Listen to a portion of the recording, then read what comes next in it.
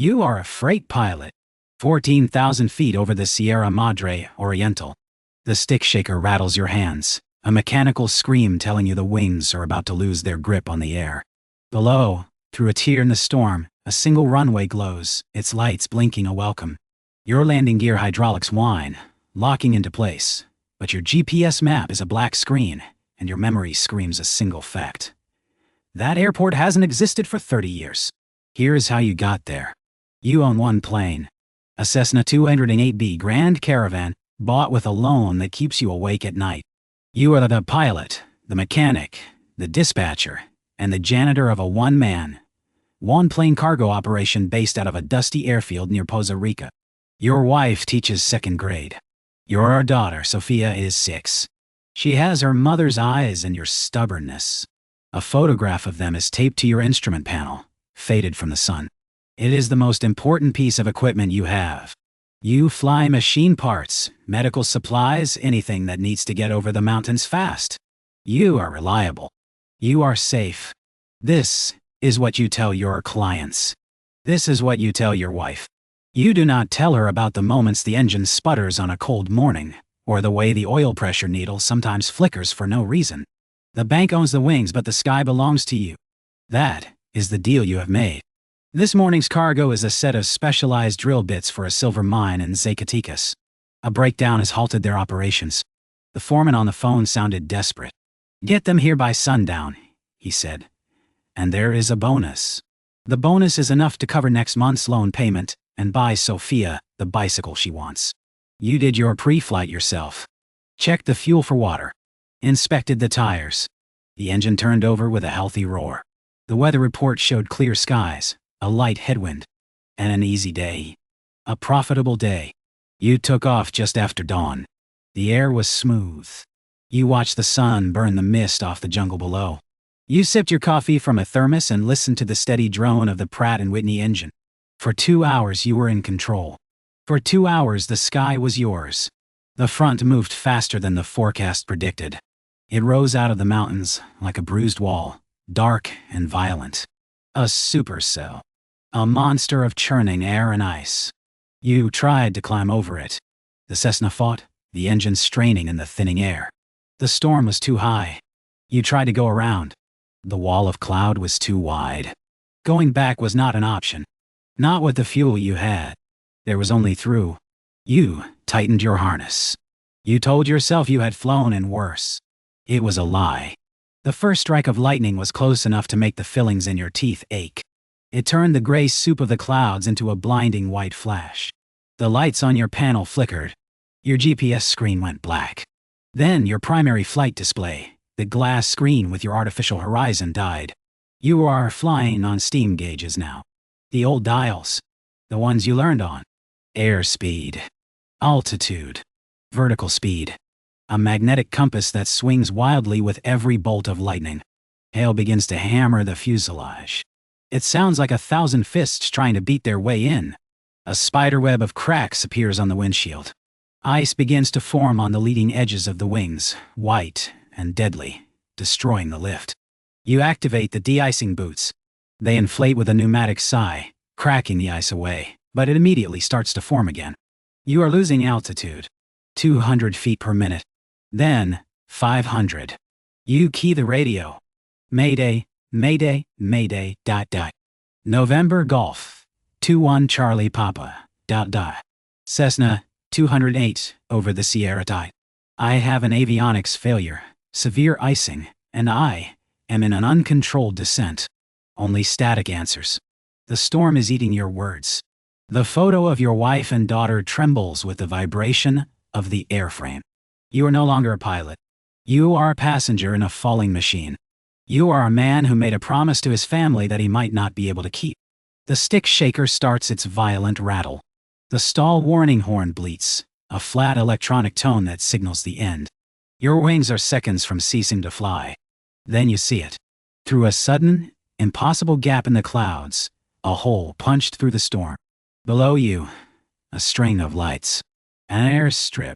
It is not on your charts. It is not in your memory. But it is there. Me. The lights are not the bright, steady blue of a modern runway. They are a soft, wavering yellow. They flicker on, one by one, a slow, deliberate invitation down a path of light. Hope is a dangerous, blinding thing. You do not question it.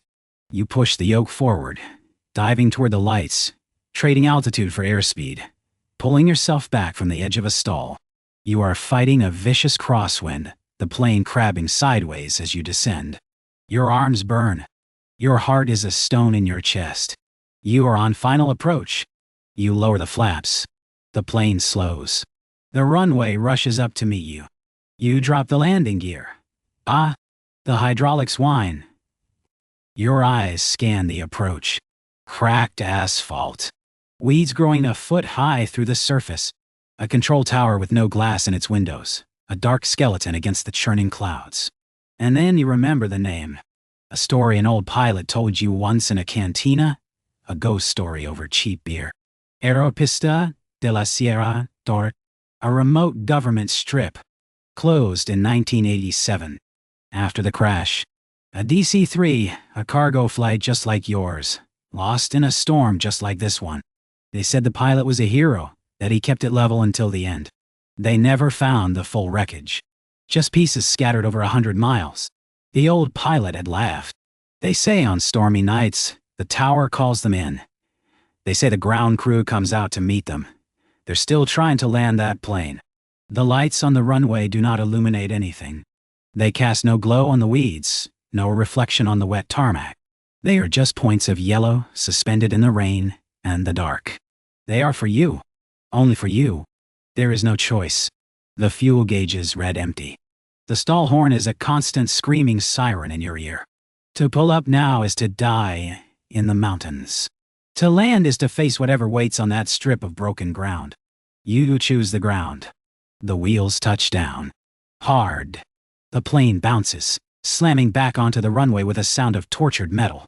You fight the rudder pedals, wrestling the Cessna straight as it fishtails on the slick, uneven asphalt. The end of the runway is a black wall of trees. You stand on the brakes. The tires screech. You see them in the strobing pulse of your landing lights. Figures. Standing on the edge of the runway, just beyond the weeds. Maybe 6 or 7 of them. They are shaped like men. They wear the old khaki uniforms of a ground crew from a forgotten decade. They are perfectly still. The wind and rain whip around them, but their clothes do not move. Their faces are pale, indistinct blurs in the strobing light. They do not wave you in. They do not offer assistance. They only watch. They watch you arrive. The plane slows. It rolls to a stop 50 yards from the trees. You pull the throttle to idle, then cut the fuel mixture. The propeller spins down with a final weary sigh. Silence. The hail has stopped. The rain has stopped. The wind is gone. You look out the cracked windshield. The storm has vanished. The sky is perfectly clear, filled with a billion cold, distant stars. The moon is a sliver. The engine ticks as it cools. It is the only sound in the world. Then, all at once, the runway lights go out. You are plunged into an absolute suffocating darkness.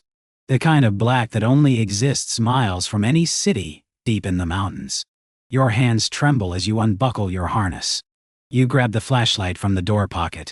Its beam is weak, cutting a nervous circle in the cockpit. The photo of your family is just a pale rectangle in the dark. You try the radio again. You turn the dial, scanning every frequency. Nothing. Nothing. Not even static. It is completely dead. You pull out your phone. No signal. Of course. You have to get out. You have to see where you are. Maybe there is a road. A building. Something. You push open the cockpit door. The hinges groan. The air outside is cold and still. There is no smell of rain on the asphalt. No scent of pine from the trees. There's no smell at all. You shine the flashlight beam down the runway. It is empty. The figures are gone. You pan the light across the edge of the tarmac where they stood. Nothing. Just weeds and broken asphalt. You climb out of the plane, your boots crunching on loose gravel. You stand on the wing, playing the light across your Cessna. It looks pathetic. A wounded bird, sitting broken in the middle of nowhere. That is when you hear it. It is not a sound from the outside. It comes from inside the cockpit. From your own headset, which you left hanging on the yoke. A voice.